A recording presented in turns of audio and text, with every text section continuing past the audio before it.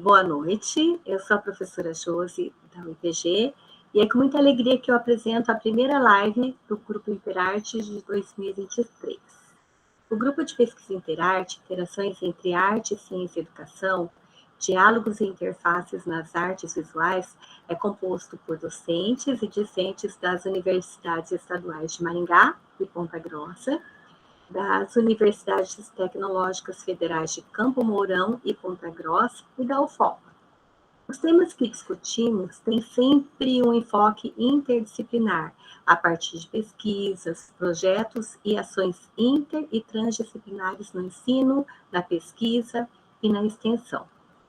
Eu convido hoje a nossa mestranda do PPG-100, o EPG, Cíntia Foloni Santoro, para mediar, né, a nossa convidada, que ela vai apresentar. Então, é com você, Cíntia.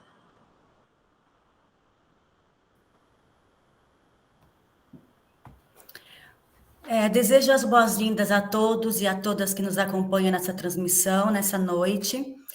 Iniciamos nosso encontro de hoje com o tema O Relatar de uma Pesquisa que a arte circula, com a convidada, a professora doutora Letícia Jorge. A professora Letícia busca refletir sobre investigações que entrelaçam ou articulam questões de arte e ciência. Lança o olhar para discussões que envolvam história e filosofia da ciência, história da arte, representações pictóricas bidimensionais, histórias em quadrinhos e suas conexões para com o ensino de física.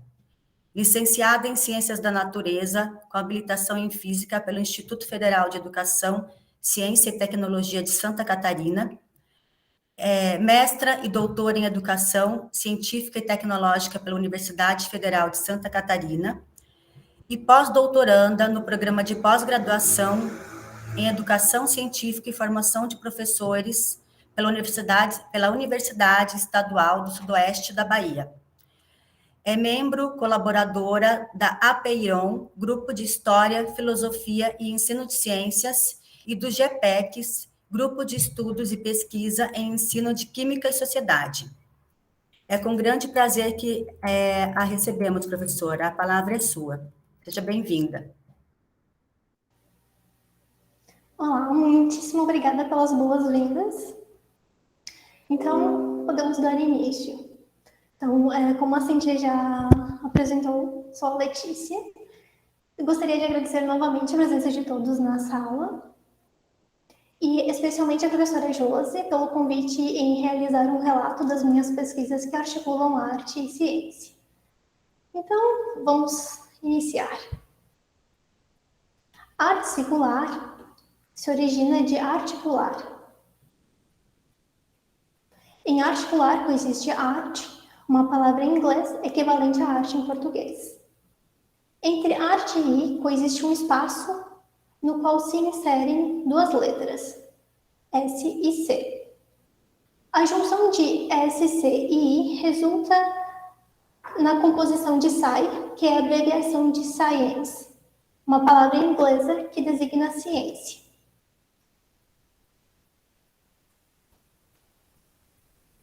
Eu venho investigando a relação da arte e ciência e sua materialização em quadrinhos no ensino de física desde o período da graduação.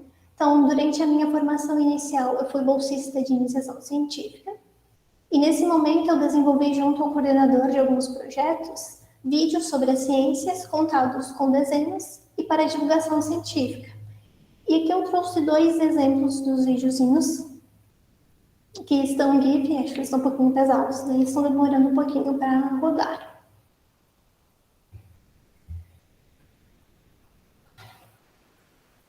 Já no meu trabalho de conclusão de curso, para o grau de licenciado em Ciências da Natureza com habilitação em Física, no ano de 2016, eu elaborei o trabalho de conclusão de curso como uma história em quadrinhos.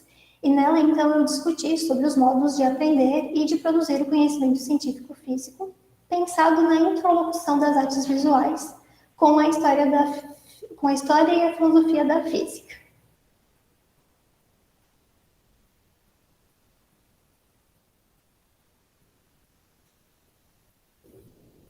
Já na dissertação, voltando um pouquinho, na dissertação de mestrado, defendida em 2018, desenvolvi uma HQ constituída por 2 partes, e nela, então, eu explorei o papel dos experimentos e da não neutralidade na produção do conhecimento científico por meio de 3 pinturas do século XVIII.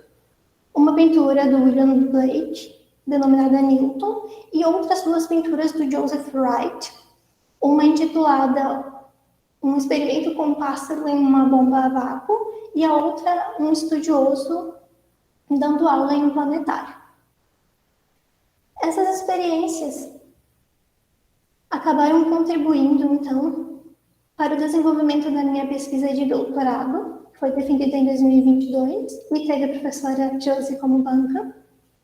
E do doutorado emergiram desdobramentos que serão aprimorados e continuados no pós-doutorado nos próximos 2 anos.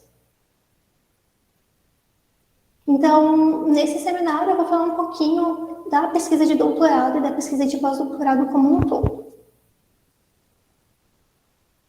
Então, essa pesquisa, ela nasce, portanto, do contexto das violações de direitos humanos, nas condições de aprender e de produzir o conhecimento científico-físico, e ela também nasce, então, do cenário das opressões, ridicularizações, compartimentalizações e uniformizações do ser e do saber.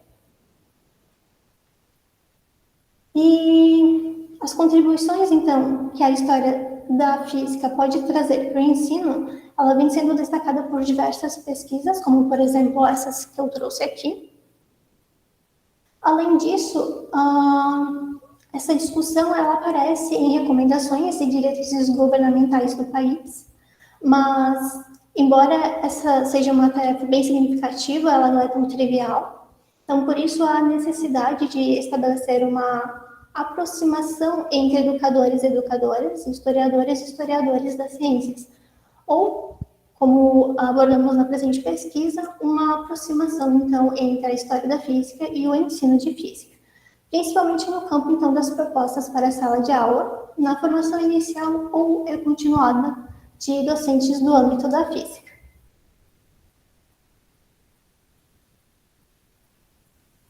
Alguns autores e historiadores, bem como autoras e historiadoras, embora não sob uma perspectiva científica artística, têm realizado interpretações sobre o desenvolvimento do pensamento e do conhecimento físico. São percepções construídas e exploradas por meio da divisão de alguns períodos históricos distintos. Para o historiador francês Brodel, há 3 temporalidades passíveis de expressar a história: a longa, a média e a curta duração. O autor menciona que se há necessidade de escolha de um desses tempos globais, a longa duração é a que apresenta uma abordagem mais consistente para se estabelecer uma discussão sobre a continuação da história, sobretudo da história da física. Assim, a abordagem brodeliana ela encoraja, então, a pesquisa na grande diversidade temporal. Legoff, um historiador também francês e conhecedor dos estudos de Brodel, considera viável uma associação entre a longa duração e periodizações históricas. Diante disso, então, é possível desenvolver um painel geral da história da física e, a partir desse painel geral, estabelecer algumas periodizações históricas, como as que se fazem presentes, por exemplo, no estudo de Jorge Peduzzi, onde eles delineiam sucintamente 4 marcos históricos. Os 4 marcos históricos, então, seriam de um limiar de conhecimentos ao criar de outros, que abrange povos anteriores à escrita e outros posteriores, como o mesopotâmico, o egípcio e o chinês, até o século VI antes da Era Comum. Do desenvolver o parecer científico, que envolve o desenvolvimento da Inquisição investigativa grega a partir do século VI antes da Era Comum e a cultura árabe islâmica do século XII. O terceiro marco que eles delimitam se intitula Do Retornar ao Voar do Saber Científico, abarca os séculos XIII e XVIII, e o último marco, do Ser ao Permanecer Científico, que engloba os séculos XIX e XX. Vale mencionar que esse trabalho de Jorge Peduzzi é o meu terceiro capítulo da tese de doutoramento, ou melhor, é o artigo de número 3, porque a tese ela é estruturada no formato de artigos. Então, ao invés de termos 7 capítulos, nós temos 7 artigos, e 6 deles já se encontram publicados. Na tese, nós também elaboramos um artigo para o primeiro marco histórico e um artigo para o segundo marco histórico.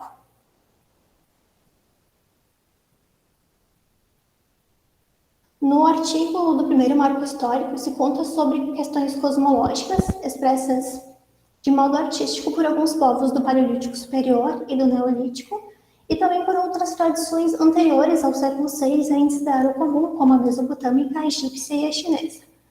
Um exemplo disso pode ser explorado por meio dessa ilustração, que proporciona uma melhor visualização de uma pintura que foi realizada em uma caverna na África do Sul.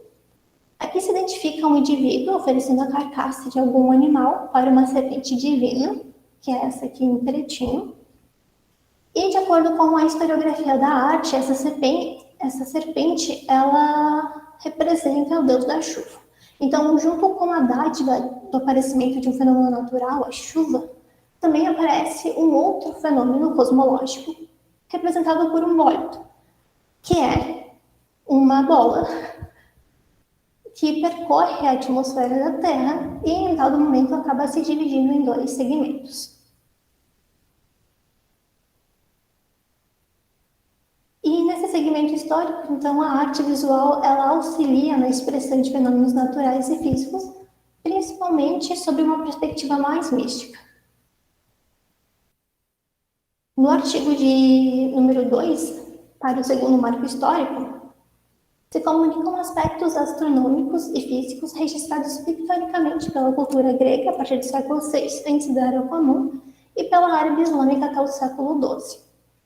Na iluminura Magamati, de autoria de Al-Hariri, datada por volta do século XIII, se identifica em uma de suas páginas uma miniatura, essa aqui, e nessa miniatura há um indivíduo segurando, ou melhor, consultando um astrolábio possivelmente esférico, que é um instrumento de observação que foi aprimorado pela cultura árabe islâmica.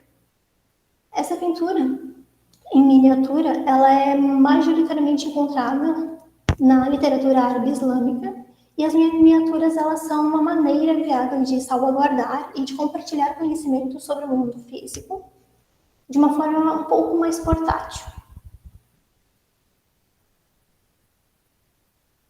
À luz, então, do desenvolvimento desses 2 artigos e da potencialidade dessas discussões, no pós-doutorado, objetivo, então, explorar o terceiro marco histórico, bem como o quarto marco histórico.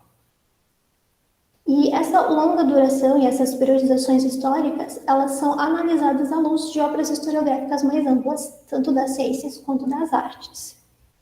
É válido expor que esses conjuntos de marcos históricos são estruturados sob a perspectiva de valorizar as vozes de civilizações e de tradições não só ou unicamente eurocêntricas, premissa que abarca, segundo a historiadora brasileira Afonso Goldfarb, a nova historiografia da ciência que acaba sendo desenvolvida no século XX e que, por sua vez, ela se faz presente, por exemplo, nessas obras historiográficas mais amplas das ciências.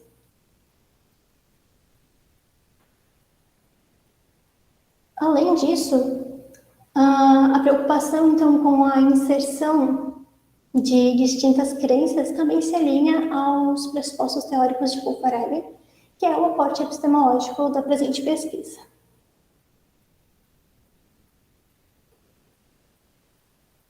Sendo físico, ator, cantor de ópera, dentre muitas outras coisas, Farabi alia procedimentos artísticos e científicos na sua argumentação sobre a ciência física. Por conta disso, é possível identificar em suas produções escritas a presença de aspectos imaginativos e imagéticos para o compor de narrativas explicativas sobre as coisas. Mas como é que se pode pensar as imagens no âmbito da arte? A arte, enquanto área de conhecimento, ela abrange ao menos 4 linguagens ou sub-áreas. E uma dessas sub-áreas relaciona-se, então, às artes visuais. E essa sub-área, ela abarca tanto as esferas tradicionais do desenho, da pintura, da escultura, quanto as atuais da arte digital, da fotografia e da produção cinematográfica, por exemplo. E isso evidencia que o conceito de artes visuais é uma construção histórica que se ressignifica à medida que a espécie humana caminha. São, portanto, modos expressivos, tecidos pelos estudos de Natalie Rogers para despertar a preferência ou a melhor maneira comunicativa de informar. Natalie foi uma psicoterapeuta que desenvolveu a terapia das artes expressivas, fundamentada na abordagem centrada no e na aluna do seu pai, Paul Rogers, e, por sua vez, foi um psicólogo e um educador. Com as artes visuais, por exemplo, se estabelece uma possibilidade de articular sentimentos, conhecimentos e acontecimentos, especialmente ao se debruçar sobre um dos seus campos de investigação, que é justamente a imagem.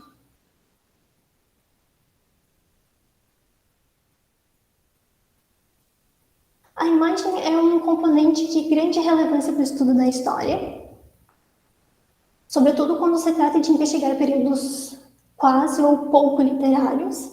Então, ela é compreendida como um documento histórico que transcende o campo das artes visuais. Portanto, na história da ciência física, embora o seu estudo seja centrado exclusivamente na interpretação do documento escrito ou do texto oficial, também se historicizam histórias. E isso é feito, por exemplo, no doutorado. Isso pretende continuar no pós-doutorado. E já que se fala sobre imagens, a concepção que se constrói sobre a imagem é a do entendimento de uma representação pictórica bidimensional, passível de uma extração maior de informações do que quando é equacionada, por exemplo, uma escultura de grandes dimensões. E quando se agrupam duas ou mais retratações gráficas, há a possibilidade da configuração de uma outra estrutura sequenciada. Então, fala-se da arte sequenciada das histórias em quadrinhos. Há distintos trabalhos que se mostram favoráveis ao desenvolvimento e ao uso de histórias em quadrinhos no ensino, principalmente para promover um discursar histórico-filosófico-científico. É nesse instante, então, que se pontua sobre o entendimento da ciência como um corpo de conhecimento historicamente construído, concebido no contexto cultural de cada época, e, portanto, multifacetado, e se pontua sobre um repensar sobre a ciência, que adentra, então, o domínio de saberes metacientíficos relacionados à natureza da ciência e ao trabalho científico. E compreender o desenvolvimento da e sobre a ciência permite compreender o campo da física como algo mais humanizado. E a utilização de análises históricas e filosóficas à luz da vertente da história e filosofia da ciência auxilia nessa compreensão mais humanística.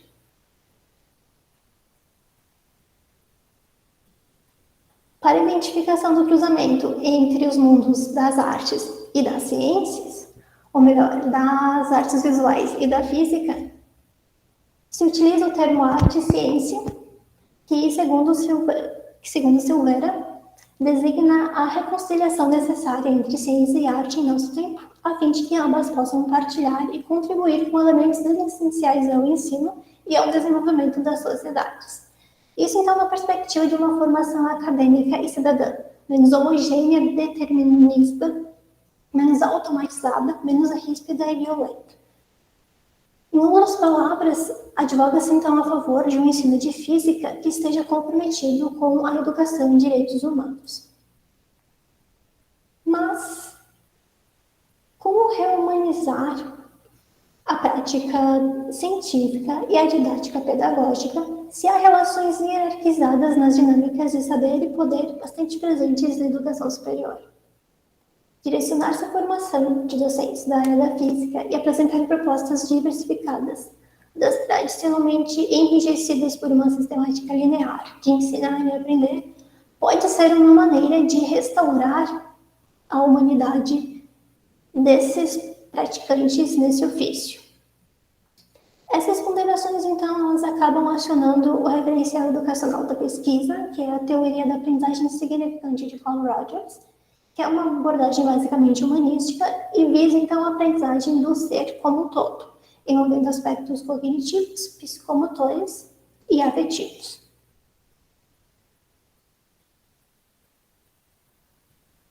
A partir desses pressupostos, se delimita, então, um problema de pesquisa. De que maneira se implementa uma exposição articulada que expõe posições históricas, epistemológicas, científicas, educacionais, artísticas e de outras naturezas de modo articulado em uma disciplina letiva de um programa de pós-graduação e que sequelas dela emergem para repensar o processo de aprender e aprender do ser e a maneira contínua de reaprender o saber científico acadêmico, especialmente no campo da física. Para tanto, tem como objetivo geral explorar e disseminar o entendimento mais humanístico e pluralístico, tanto dos modos de aprender, quanto de produzir conhecimentos na formação continuada ou inicial de docentes da área da física. Algo passível de ser mobilizado pelos 3 eixos norteadores da pesquisa, o referencial educacional de Carl Rogers, o metodológico alinhado à proposta das artes expressivas de Natalie Rogers e o epistemológico de Paul Feyerabend.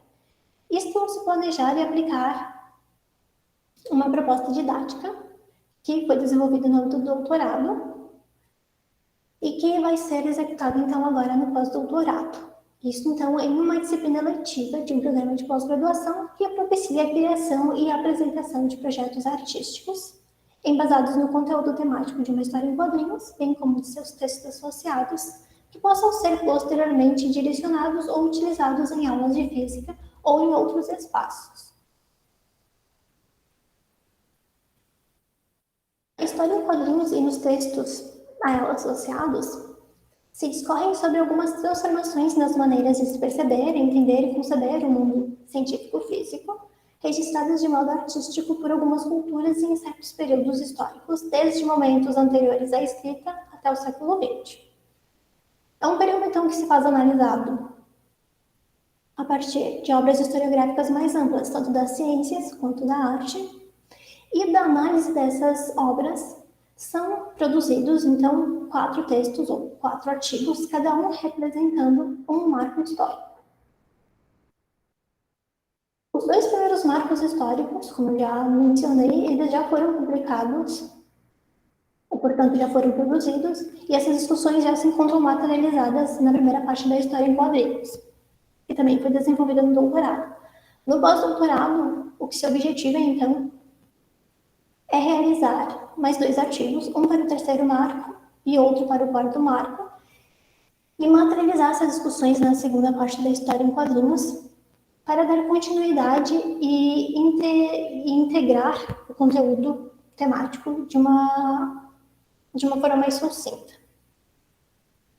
No fim, então, o que se terá é uma história em quadrinhos e seus 4 textos. E vale mencionar também que a função desses materiais, eles servem de apoio para a execução da exposição articulada, então eles são materiais introdutórios, podem ser utilizados pelos estudantes para aprofundarem os conhecimentos.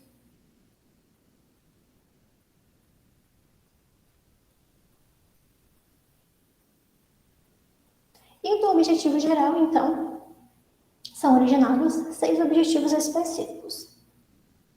No primeiro deles, se explora, então, a proficuidade da interlocução arte-ciência por meio da exemplificação e da relação histórica, epistemológica, científica e artística. No segundo objetivo específico, se discursa sobre as transformações nas maneiras de se ver o mundo físico a partir da arte, no período entre os séculos XIII e o século XX. O terceiro objetivo específico, então, seria materializar essas discussões históricas e epistemológicas em uma história em quadrinhos, sendo que essa história em quadrinhos ela vai ser a continuação do doutorado. No quarto objetivo, então, Se propicia a humanização e a pluridiversificação do aprender do ser e do saber científico-físico, ao se utilizar, então, os entrelaçamentos entre os três eixos norteadores da pesquisa, que são Paul Farabi, Natalie Rogers e Carl Rogers. Então, essa interlocução entre os aportes teóricos da pesquisa vão se fazer mobilizados quando se for aprimorado e implementado a proposta de exposição articulada. O quinto objetivo é analisar essa exposição quando ela for pensada, então, para uma disciplina de um programa de pós-graduação. Isso, então, para brilhantar as diversas formas de pensar, criar, expressar, apresentar, socializar, analisar e comunicar saberes, sobretudo científico, por intermédio do âmbito artístico, em ambiente receptivo aos distintos modos de aprender.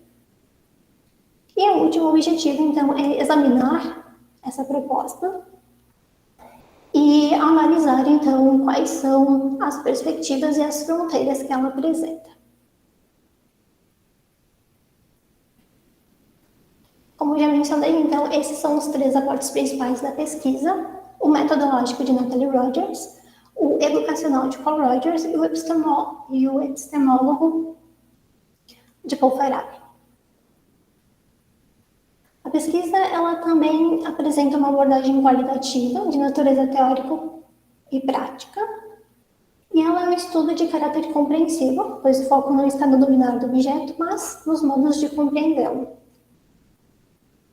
Além disso, é válido mencionar que o presente projeto, então, de pós-doutoramento, bem como a pesquisa de mestrado e de doutorado, ela se estrutura no formato de artigos.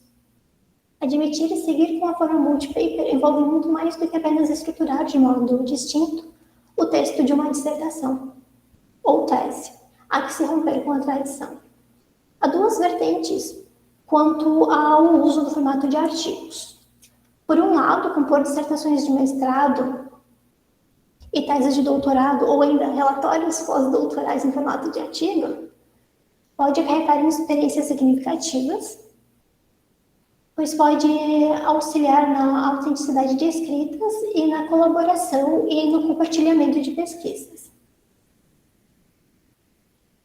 Por outro lado, quando se opta por esse formato, o maior tempo é despendido ao elemento dissertativo, sendo que o autor ou a autora deve aprender a adaptar o seu estilo de escrita, se objetivar realizar publicações em revistas da área, com condições e especificações distintas. E um outro desafio também respalda-se no potencial de repetição de certas informações, os quais se fazem indispensáveis para que cada artigo tenha uma consistência teórica e independência para fins de publicação. Mas é claro que no final se atenta sempre para que essa multiprodução, essa fragmentação, alcance a sua integração como uma pesquisa.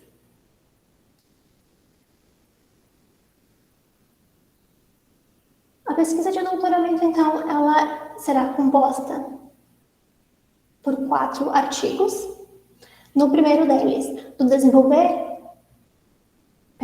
retornar ao lar do saber científico, vejam como é belíssimo e magnífico, se busca abranger algumas discussões histórico-epistemológicas do conhecimento científico sob uma perspectiva artística que emergem entre os séculos XIII e XVIII.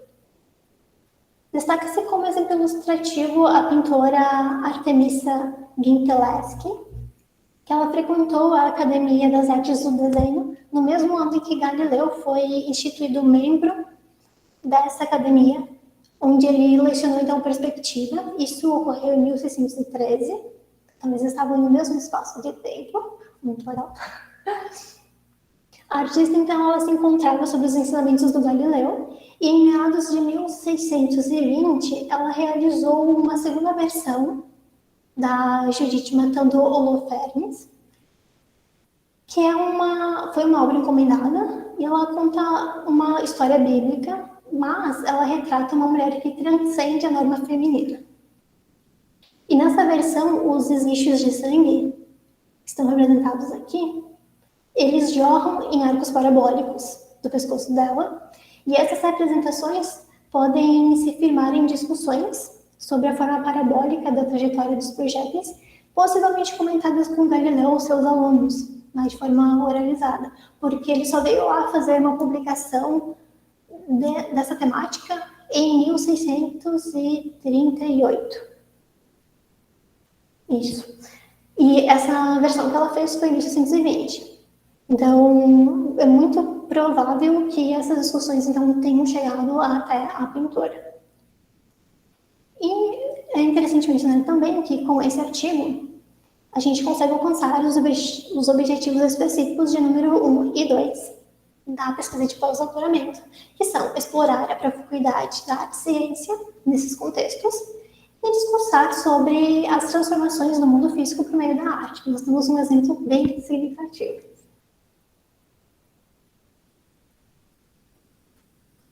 Já no segundo artigo, do ser ou permanecer científico, materializando-se no mundo, se busca discorrer sobre o formular e desenvolver da área da física, representada em pinturas dos séculos XIX e XX. A título de exemplo, menciona-se sobre a investigação da dimensão do tempo na pintura de Claude Monet, que captura da mesma posição no espaço e em instantes distintos de tempo, momentos fotografados de pilhas e de grãos. Ou seja, Monet retrata uma mesma cena em horários distintos no dia e em diferentes estações do ano. E nesse aspecto quase se aproxima de uma representação bidimensional com aspectos quadridimensionais. Mas não chega a isso, porque não consegue juntar o espaço-tempo em uma única representação. Precisa ter várias sequências de imagens para se ter essa sensação de tempo.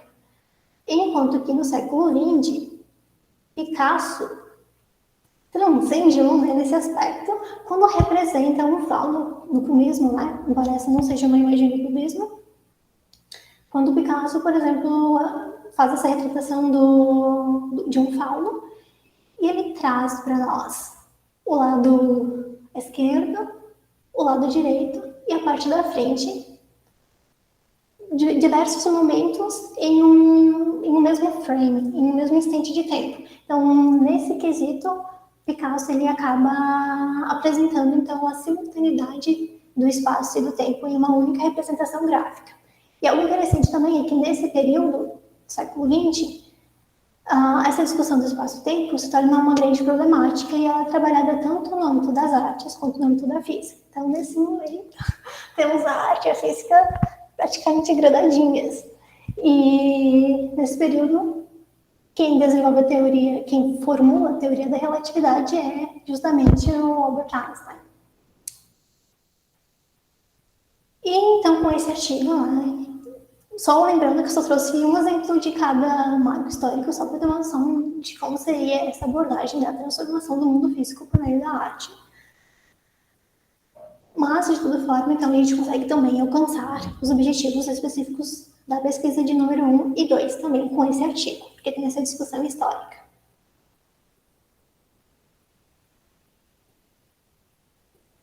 Já no artigo de número 3, articular em quadrinhos o mundo científico-físico explorado por A.J. Rabisco. A.J. Rabisco é o personagem principal da história em quadrinhos que eu desenvolvi.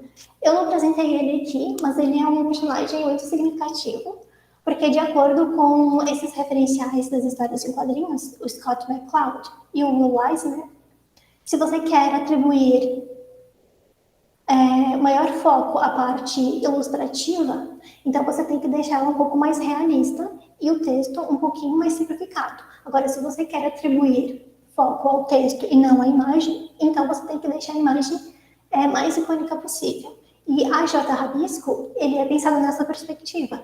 Ele é praticamente um risco contínuo, espiralado, super fácil, ele lembra um bonequinho palito. Então, dessa forma a gente consegue colocar ou direcionar a atenção do leitor e da leitora para o conteúdo histórico-filosófico científico. Então, a arte ela também auxilia nesse aspecto na história em quadrinhos. E, então, nesse artigo, o que a gente pretende fazer é pegar os dois artigos do terceiro e do quarto marco histórico. Do terceiro e quarto marco históricos, que serão desenvolvidos e materializá-los, então, na segunda parte da história em quadrinhos, para continuar essas discussões, utilizando, então, esses dois referenciais como aportes no desenvolvimento dela.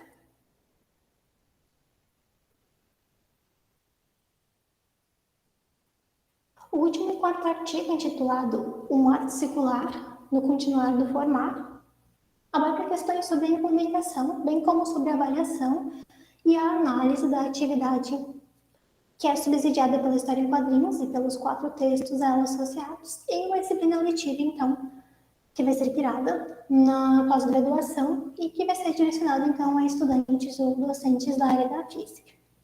Então, sem me aprofundar muito no detalhamento das aulas, de como vai ser, e na pesquisa baseada em desenho, que é a estruturante metodológica para o desenvolvimento e implementação dessa exposição articulada, eu vou ler com vocês, então, o contexto dessa exposição articulada, como ela se daria. A temática da exposição articulada, presente em Uma História em Quadrinhos e em seus 4 textos associados, abarca discussões sobre as transformações do pensar e do fazer ciência física registradas de modo pictórico por alguns povos e em certos momentos históricos. A HQ, junto aos 4 textos, é um recurso introdutório de pesquisa, norteia em termos fundamentais o iniciar da exposição. Você, professor, professora ou cientista em formação da área da física, pode selecionar uma passagem histórico-filosófica da arte-ciência dentro do período discutido que seja de seu interesse. É necessário que aprofunde o debate em torno do conhecimento científico-físico exaltado no segmento histórico escolhido, não esquecendo da relação com a arte, buscando estudos mais específicos para reinventá-lo e expressá-lo da maneira que melhor couber representar. Por exemplo, pode ser por meio da música, da escrita, da literatura, da dramaturgia, da cinematografia, da pintura, do desenho, etc. É um mini projeto individual ou grupal, se houver na turma convergências entre a escolha de um episódio histórico e a preferência comunicativa para exprimir. Uma obra artística da ciência física que será parte, ao ser exposta e debatida em aula, da exposição articulada. Assim, se convidam os estudantes ou docentes da área da física a participarem, então, da exposição articulada, que é uma atividade, então, pensada para uma disciplina com 13 aulas, e são nas últimas aulas que ocorre, então, a exposição articulada. Nela, o conhecimento científico se faz pintado, cantado, literaturalizado, musicado e, sobretudo, reimaginado. Então, é uma mostra que mobiliza a expressividade pelas artes de Natalie Rogers e que facilita a abordagem centrada no e na aluna de Carl Rogers. E ela também é um espaço coletivo, receptivo, respeitoso, que oferece oportunidade às opiniões e às decisões dos participantes. Algo que acaba, então, dando conta do referencial epistemológico de Paul Feyerabend. Então, aqui se ressignifica e se reumaniza, então, aluno, aluna, professora, professora e a própria ciência física. E com esse artigo, então, se alcançam os objetivos específicos de número 4, 5 e 6. Alcança o objetivo específico de número 4 por propiciar, então, a humanização e a pluridiversificação do aprender do ser e do saber científico a partir do entrelaçamento dos referenciais principais da pesquisa na implementação dessa exposição articulada. E alcança o objetivo de número 5, porque, então, ela será executada em uma disciplina da pós-graduação e alcança o objetivo específico de número 6, porque ela será avaliada e examinada em termos de potencialidades e limitações.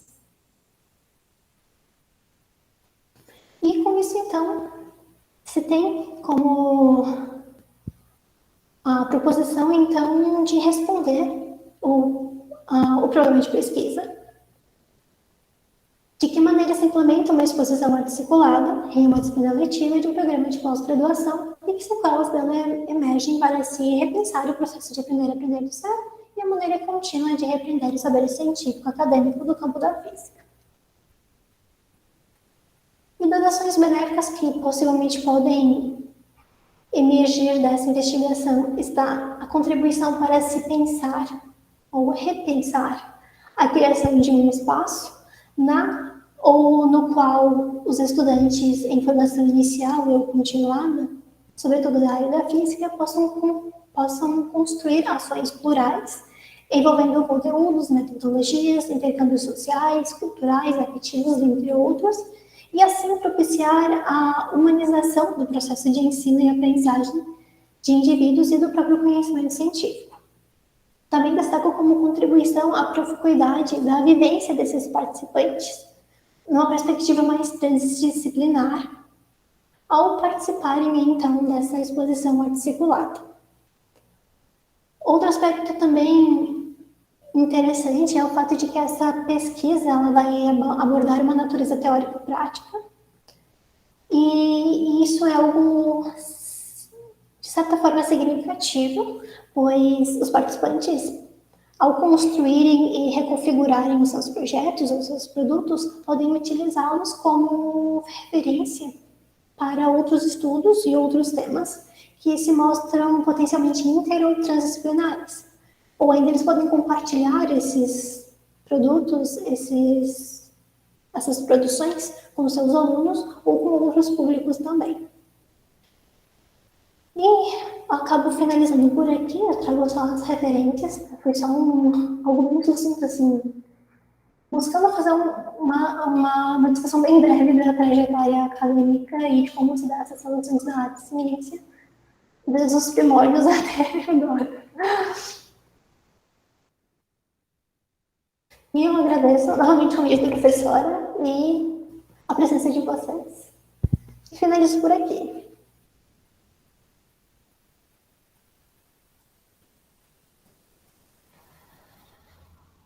Obrigada, professora Letícia. Lembro a todos os participantes que quem quiser fazer perguntas pode ser pelo microfone ou diretamente no chat.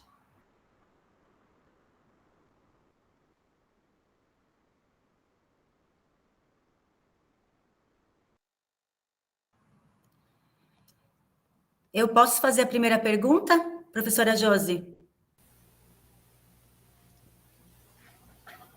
Oi, pode, Cíntia, você é mediadora, você que manda. Professora Letícia, quais foram os principais desafios para quem participou do projeto para produzir, por exemplo, para identificar os conhecimentos científicos históricos? Será que a leitura de imagens é um deles? Porque tem toda a questão de saber realizar a leitura da imagem, né?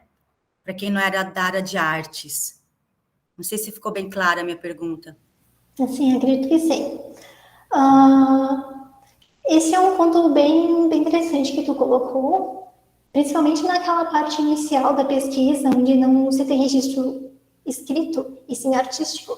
Então, essa relação da leitura da imagem, ela vem nesse aspecto de selecionar episódios históricos que tenham alguma representação ou alguma menção de um momento histórico da física, por exemplo, ou que tem alguma relação histórica. Então, geralmente, o que se fez, por exemplo, no doutorado e que eu continuo fazendo agora, é fazer essa seleção de recortes históricos da física e procurar esses mesmos recortes na história da arte e verificar se tem alguma ligação em termos de representatividade gráfica. E, a partir disso, então, elas são episódios, né, são recortes que se mostram potenciais para análise. E daí a gente utiliza toda a questão da análise de imagens com base no Gombrich. Estava utilizando o Panofsky, mas a professora Josi, que participou da banca, ela sugeriu o Gombrich como o melhor meio de poder interpretar essas imagens, né, no contexto da pesquisa. Não sei se eu te respondi, mas aí, se não, tu me diz. Sim, respondeu. Muito obrigada.